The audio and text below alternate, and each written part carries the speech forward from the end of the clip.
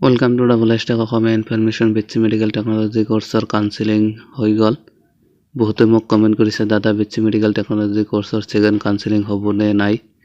যিসকলৰ সিট এডাল হৈছে হেসকলৰ নেক্সট প্ৰসেস কি হ'ব দিব্যাংগ ক্যান্ডিডেট সকলৰ মেডিকেল চেকআপ হ'ব নে নাই এইবিলাক সম্পূৰ্ণ আলোচনা কৰা হ'ব এইটো ভিডিওত সো আপোনালোকে ভিডিওটো সম্পূৰ্ণকৈ চাই থাকিব দিব্যাংগ ক্যান্ডিডেট সকলৰ মেডিকেল চেকআপ হ'ব যেটো কলেজত সিট আউট হৈছে হেতু কলেজতে মেডিকেল চেকআপ হ'ব মেডিকেল চেকআপত আপোনালোকৰ যদি আপোনালোকে দিব্যাংগ হয় বুলি পাৰ্সেন্ট ওলাই 40% বা কিবা থাকে তেতিয়া হলে আপোনালোকৰ সিটটো কনফাৰ্ম হ'ব আৰু সেকেন্ড কাউন্সেলিং হ'ব না নাই যদি কোনোবাই এলট হোৱা কলেজত এডমিশন নলয় তেতিয়া হলে আপোনালোকৰ সেকেন্ড কাউন্সেলিং হোৱাৰ বহুত চান্স আছে আৰু যেতিয়া সিট এলট হোৱা কলেজত ৰিপৰ্টিং